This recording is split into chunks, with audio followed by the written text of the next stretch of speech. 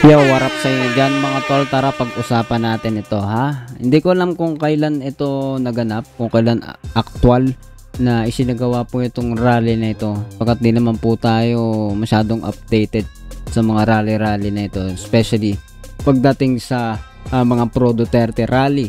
Well, anyway, bakit ba natin gagawa ng reaction to? Opinion? Bakit natin bibigyan ng opinion? Kasi alam ko may mga bagay, mga punto na dapat puntusan dito sa mga pahayag po dito ni Philip Salvador, no? Para sa mga di nakakalam, siya po ay artista ng bansa po na ito. Okay? At siya po ay parte ng PDP Laban, kung saan sinasabi nga po natin ay bantayan po ninyo para dun sa mga botante na huwag bumoto ng mga pro-China na kandidato. Ha? Tandaan po ninyo yan ha. Sige, patuloy po natin pag-uusapan tong topic po natin dito. Ito po yung mga pahayag po ni Philip Salvador. Pero bago po ang lahat ng yan, kung bago ka lang sa ating channel para updated ka palagi sa mga videos natin parating, please hit the subscribe button and notification bell. Tara, umpisahan na natin to.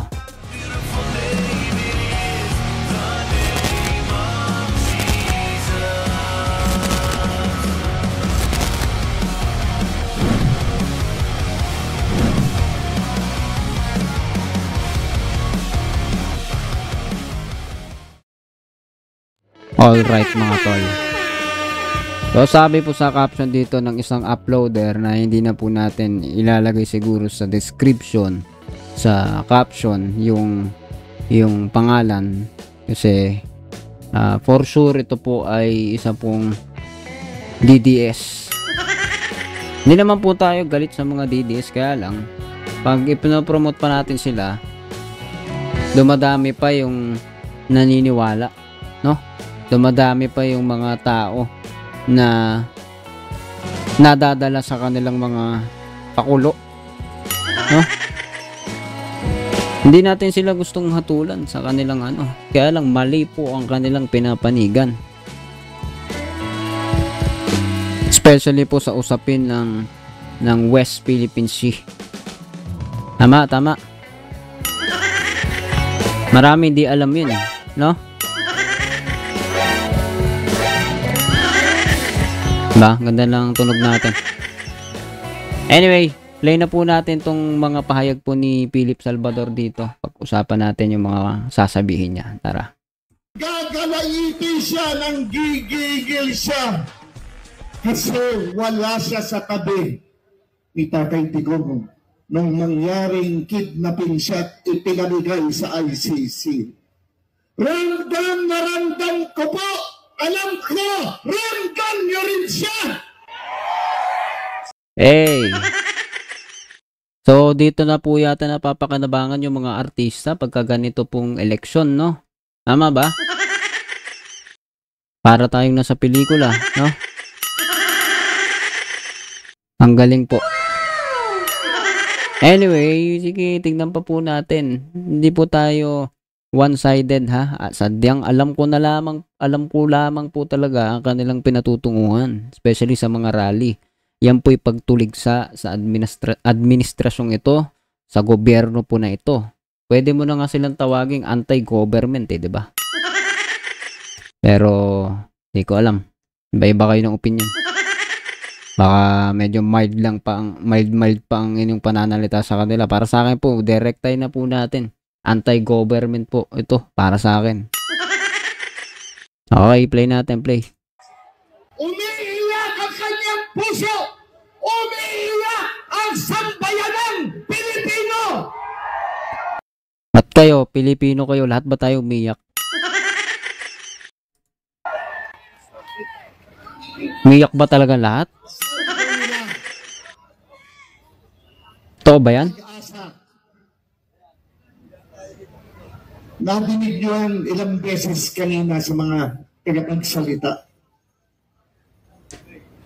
Meron tayong pag-asa dahil malaki ang Diyos natin! Oh no, ginagamit na po ang Diyos sa politika. Ang gagaling din ninyo no? Tapos ang inyong mga standing patungkol sa WPS, sa West Philippine Sea, tameme. Ha? Pare-pareha na.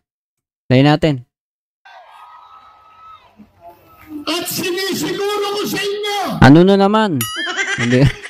din kayo na Dinadaan sa sigaw. Tatay Digong, makakauwi ang ating ama. Oh no, ama. Ano bang reliyon ni Philip Salvador? Di ba sinabi sa Bible yan? Huwag ninyong tatawagin ang sino man ng ama.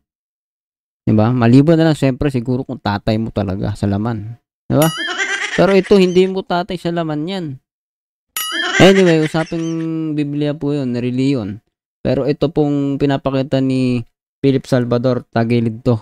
Negative to para sa akin, no? Play natin, patuloy. Kahit na parang hindi nakakatuwa panoorin.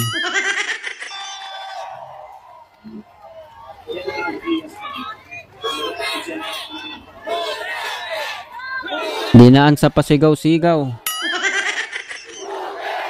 Hinuhusgahan na nila si Tatay Digong. Kriminal ko. Kinalabit niya ba ang gatilyo? Siya ba ang pumarel? Siya ba ang pumarel? Ano? Siya ang mastermind. Ganun ba? Ganun po ba? Kayo po makakapagsasabi. Hindi ko alam kung kaya nating tagalan yung mga ginagawa po nila dito sa rally na to. Pero sige, titiisin po natin alang-alang dun sa marinig po ninyo kung ano yung sinasabi niya at saka po nating hatulan ng kanyang mga pananalita. Kasi, diba? Sabi nung iba, don't judge, do not judge. Pero sinabi rin naman po, judge accordingly, humatol kayo ng makatwiran. Sige, patuloy po natin tignan mga sinabi niya. Balik natin konti. Hindi! Pero ano ginagawa nila? Ginagawa nilang kriminal ang ating ama. No, ama. Pinagtanggol ang mga Pilipino, lalo na pinakamahihirap na mahirap.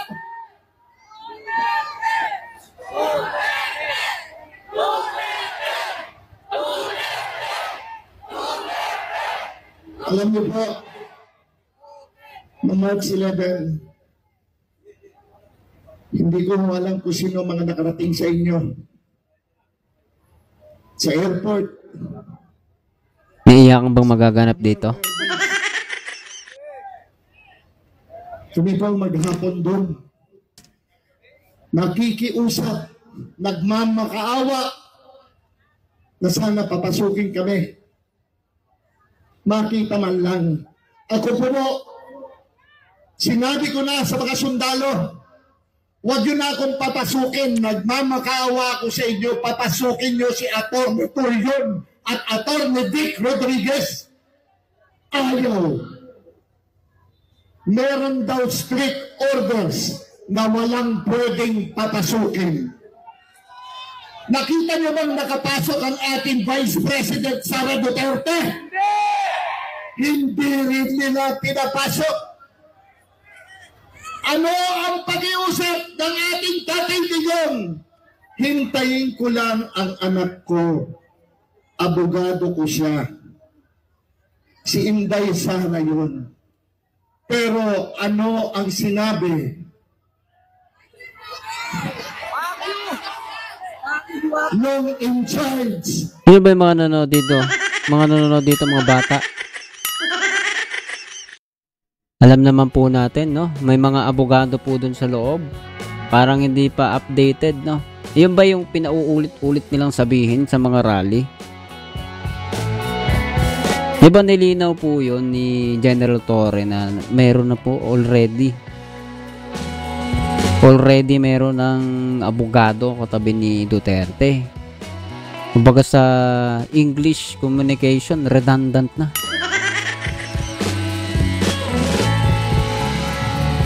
Sige, konti pa. Hanggang saan ba to? Mahaba-haba po pala to. No? Siguro din natin matatapos. O, try natin tapusin. Ano, palag? Tapusin natin. Try natin tapusin. Sige. Ano na lang. O, sige. Baka alanganin na rin. Pakinggan lang natin kaunti pa bago natin tapusin tong video na to. Sabi na, wala na hong pwedeng pumasok. Tapos narinig pa natin lahat. Nakita pa natin sa video. Hihilahin ko yan. Wala akong pakialam. Hihilahin ko yan.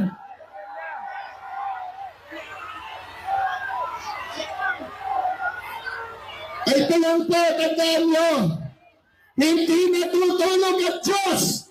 Kung ito man ay nangyari, may gagawin ng ating Panginoon Diyos para kay Tatay Digong at para sa bansang Pilipinas. Okay, siguro hanggang doon na lang tayo, guys. Alright, so yan po ang ilan sa mga pahayag po ni Philip Salvador.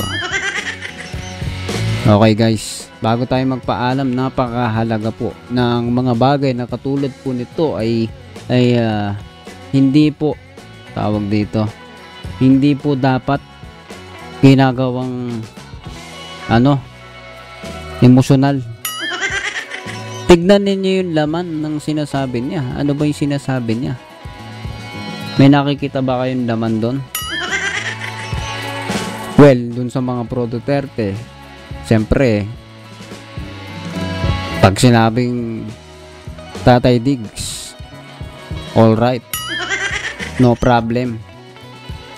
Kahit na walang tawag dito, walang malinaw na sinasabi patungkol sa China, yung papel na ipinanalo ng ating bansa sa international court, anong gagawin yan? Usapang bugoy, kung usapang bugoy lang yan, papel lang yan, no? Grabe po. Jet ski moment. Okay, anyway, mga nakaraan na po yun, pero hanggang ngayon, yung kasalukuyan po kasi wala po tayong makita na kumbaga remorse man lang doon sa pagkampi niya sa China. Yan po yung isa sa mabigat po na usapin pagdating po kay Duterte. At isa pa, sinasabi niya kanina, may gagawin daw ang Diyos. Sino ba yung Diyos mo? Kasi tinatawag mong ama si Duterte. Masakit ng ulo ko. Muslim ka ba? Muslim? Kasi ang alam ko, pagka Muslim, di nila tinatawag na ama yung Diyos. Pero kung nagbabasa ka ng Biblia, INC yata to si Philip Salvador, no? Tama ba ako?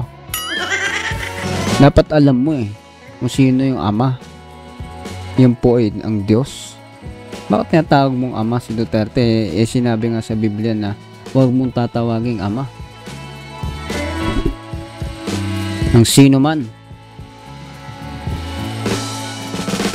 Liban na lang kung tatay mo yan, tatay mo sa laman, tatay mo talaga yun, yung magagawa mo. Ngayon, bago po tayo magpaalam, ano pong masasabi ninyo dito sa mga pahayag po ni Philip Salvador? Umiiyak ang kanyang puso. Wow.